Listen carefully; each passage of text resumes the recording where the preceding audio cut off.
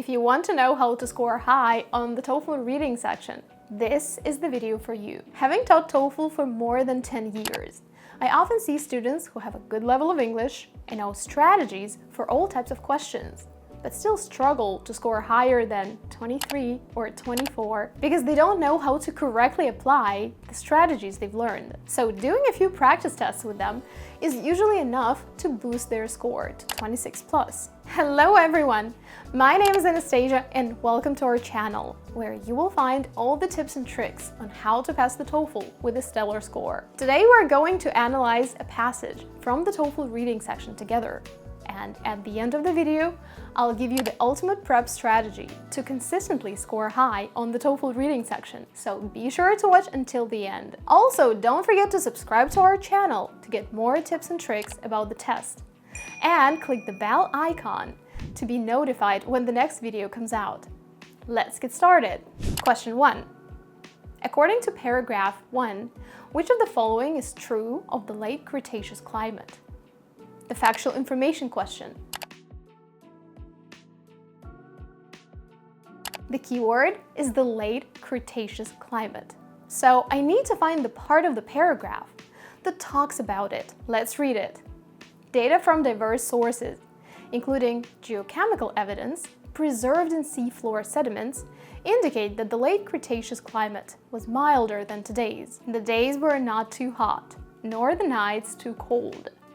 The summers were not too warm, nor the winters too frigid.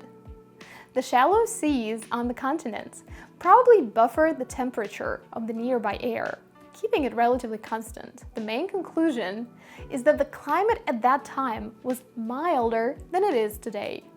Now, looking at the choices, I can immediately see that D is the correct answer. Mild weather is pleasant because it's neither extremely hot nor extremely cold, so it doesn't change much from season to season. I can always double check that all the other options are not correct. A is incorrect because the summers were not too warm, nor the winters too frigid. B is incorrect because the shallow seas on the continents kept the temperature relatively constant. Now, C is wrong because the climate was milder than today's, so it wasn't very similar. A few words to remember.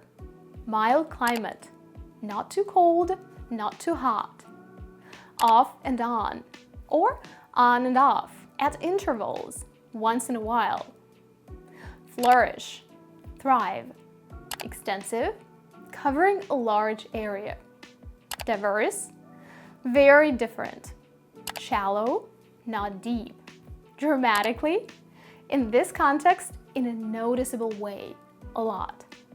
Plate tectonics. This, by the way, is what we teach you in our TOEFL course. We go through the question types, discuss the strategies, and then analyze complete reading sections together, similar to what we're doing now, but in more depth, so that you learn how to apply these strategies on the real TOEFL test. This will help you feel confident on test day. You will also learn the templates for high-scoring answers on the speaking and writing sections, important vocabulary for the listening section, and tips and tricks to improve your timing during the test. The link to the course is below. If you need help with your TOEFL preparation, click on it and join our TOEFL community. Question 2. Why does the author mention the survival of snakes, lizards, turtles, and crocodiles in paragraph 3? This is the rhetorical purpose question. For this question, it's good to know these words: to argue, to illustrate, to question, to explain, to present, to refute, to know, to support. The first thing to do here is to read the entire sentence. If true, though, why did cold-blooded animals, such as snakes, lizards, turtles, and crocodiles, survive the freezing winters and torrid summers? It's a question.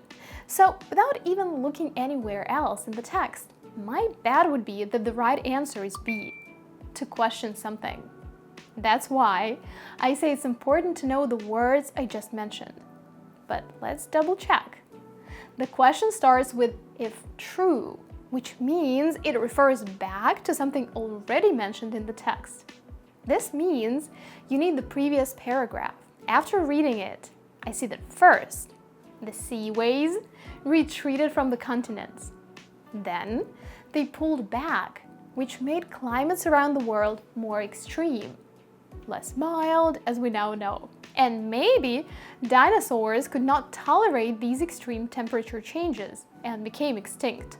So, the question we have does indeed question the adequacy of the hypothesis that climatic change related to sea levels caused the extinction of the dinosaurs, which means that B is correct. Question 3. Another factual information question. According to paragraph 3, which of the following is true of changes in climate before the Cretaceous period and the effects of these changes on dinosaurs?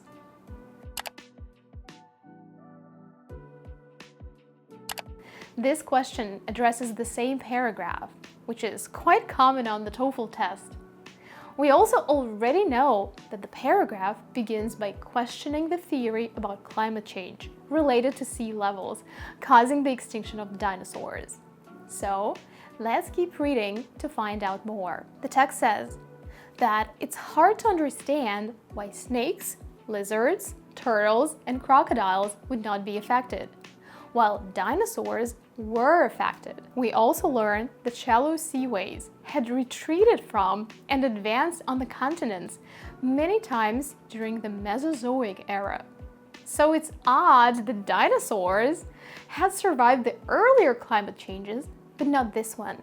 Finally, we get to the most important sentence. Although initially appealing, the hypothesis of a simple climatic change related to sea levels is insufficient to explain all the data.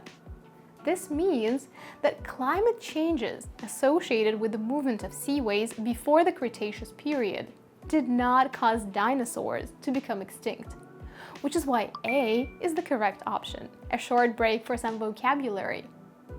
Numerous, many, not few, torrid, very hot and dry. The text mentions torrid summers. At the mercy of, in the power of. Maintain, keep. Retreat, move back, withdraw. Let's move on. Question 4. The vocabulary question. Fluctuations are variations. Think of them as waves that go up and down, up and down. Fluctuations, variations. Question 5. Which of the sentences below best expresses the essential information in the highlighted sentence in paragraph 4? The famous sentence simplification question. Read the sentence, break it down into 2 or 3 main ideas. Pay close attention to any linking words or conjunctions, and then formulate your summary before looking at the answer options. Let's give it a try. Many plants and animals disappear abruptly from the fossil record as one moves from layers of rock documenting the end of the Cretaceous up into rocks representing the beginning of the Cenozoic era after the Mesozoic. So many plants and animals suddenly disappear. Abruptly equals suddenly. Disappear from where? From the fossil record. The fossil record is this. It's made up of all the fossils that have been found, along with their relative ages.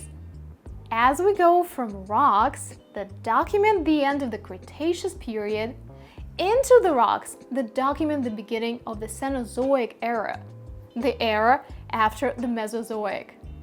If we don't have animals and plants in the fossil record, it means that we didn't find the fossils, which are remnants of animals or plants, which means that they went extinct. So A is the right answer. A few tips here.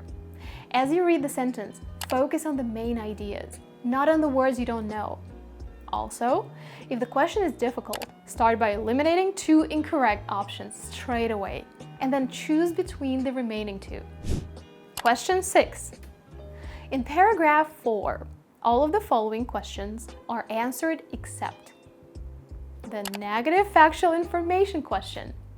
For this question, we need to find what's not given in the text. So start by analyzing the answer options first, then read the paragraph. A is correct. All the other questions are answered in the text. B is answered in this part of the text. Scientists felt that they could get an idea of how long the extinctions took by determining how long it took to deposit this 1 centimeter of clay. C is answered in this part. Dissatisfaction with conventional explanations for dinosaur extinctions led to a surprising observation that, in turn, has suggested a new hypothesis. D. Why did scientists want more information about the dinosaur extinctions at the end of the Cretaceous is also answered. It's because they were dissatisfied with conventional explanations for dinosaur extinctions. Conventional, standard, a very popular word on the TOEFL test. By the way, if vocabulary is your weakness, you can watch these 3 videos that I dedicated exclusively to the words you should know to ace the TOEFL reading and listening sections. Question 7 is the inference question. Paragraph 5 implies that a special explanation of the iridium in the boundary clay is needed because for this question type, it's better to read the paragraph, break it into a few main ideas, and then look at the answer options.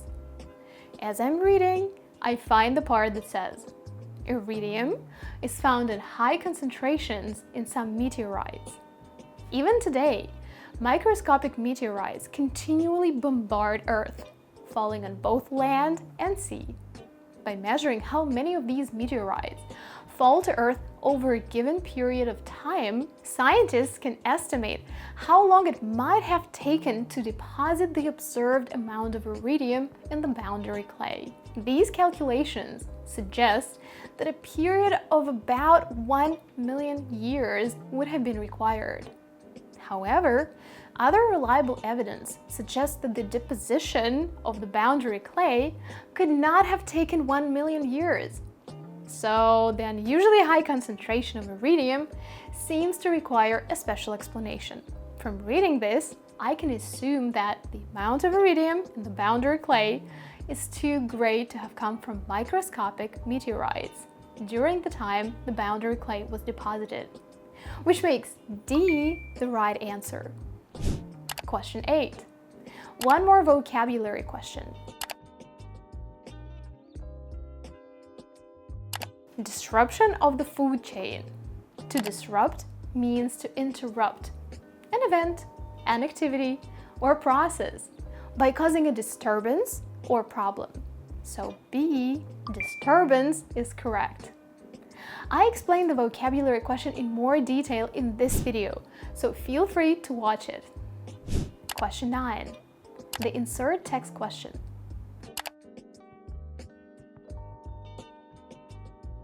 For this question, there are a few strategies you can use to find the right answer faster. If you don't know them, you'll end up wasting too much time. One of these strategies is the use of pronouns, which often helps to eliminate the incorrect options. For example, look at these 2 sentences. Even today, microscopic meteorites continually bombard Earth, falling on both land and sea. By measuring how many of these meteorites, these shows that the meteorites were already mentioned, which means that if I had to insert this sentence, I would be looking for a sentence like even today, which has the word meteorites in it. Similarly, I can eliminate A. It starts with these calculations, which refers to the estimates, how long it might have taken to deposit the observed amount of iridium in the boundary clay, mentioned in the previous sentence. So I can't break this link and insert my sentence here. B is also incorrect. The sentence, these calculations, suggest that a period of about 1 million years would have been required. Mentions 1 million years. The following sentence contradicts it and says, however, other reliable evidence suggests that the deposition of the boundary clay could not have taken 1 million years. So again, these two sentences are well connected, and I don't want to disrupt, our new word, this connection. C seems like a good option. Because of other reliable evidence, we learned that the deposition of the boundary clay could not have taken 1 million years, which is why, or consequently, the idea that the iridium in the boundary clay came from microscopic meteorites cannot be accepted. It fits logically in this place, also because the next sentence concludes that because this idea cannot be accepted, the unusually high concentration of iridium seems to require a special explanation. So C is correct. For those wondering, boundary clay looks like this. Finally, the last and most difficult question type is the prose summary question. You should select 3 statements that best describe the main ideas in the reading passage. Let's read the introductory statement. For a long time, scientists have argued that the extinction of the dinosaurs was related to climate change. So we want to choose sentences that would shed more light on the situation. These are the correct answers. They are the main ideas of the paragraphs of the passage. You should remember them from answering the previous questions. They are not too specific nor too general, and they cover as many main ideas from the passage as possible. The first option addresses the first 3 paragraphs that talk about how a climate change hypothesis is insufficient. The second option addresses the 4th and the 5th paragraphs, talking about abrupt extinctions and the high concentration of iridium. Finally, the third one focuses on the last paragraph's main idea. Now, extreme changes in daily and seasonal climates preceded the retreat of the seas back into the major ocean basins is a too specific option, which makes it irrelevant. The retreat of the seaways at the end of the Cretaceous has not been fully explained. Again, irrelevant. We want to choose sentences that would make sense even to a person who didn't read this text. Imagine you want to summarize this text to your friend in just 3 sentences. They have to make sense, otherwise they won't understand it. The last option is again too specific. This was half of the TOEFL reading section. On the real test, you'll get 1 more passage with the same question types. If you feel like practicing more, you can watch these 2 videos. To work on advanced vocabulary, watch these 3 videos. This brings us to the ultimate strategy you can use to ace the reading section of the TOEFL test. First, take 2 to 3 real practice tests under test conditions to get your score and estimate your level. This will also help you familiarize yourself with the structure of the test. Then, analyze your scores and look for patterns. Find out how many questions you got wrong, which types of questions were most challenging for you, and which were easy. Also, think about what prevented you from doing better. Maybe your vocabulary is too limited, and you don't know many words, or maybe you have problems with strategy. Some students may also have timing problems. This is when you score well without timing yourself, but can't perform as well under time pressure. Once you have completed the analysis, work on your weaknesses. Practice different types of questions, first slowly without timing yourself to perfect your strategy, and then with timing. When you feel confident with all types of questions, start doing complete reading sections again and keep track of your scores. Avoid making assumptions when answering questions. Always look for evidence in the passage to support your answer. When I work with my students one-on-one on the reading section, I always ask them why when they say they think the answer is correct. It really helps you to always look for evidence instead of just making a random guess, and it ensures high scores. Now it's time to calculate your results. Write winner in the comments below if you answered all the questions correctly. If you made any mistakes, let me know which question types were the most difficult and how many correct answers you got overall.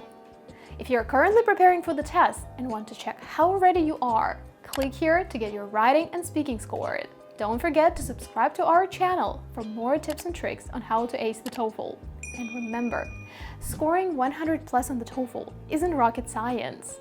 It's the little things you do that make all the difference. As always, I wish you all a stellar TOEFL score. Until next time.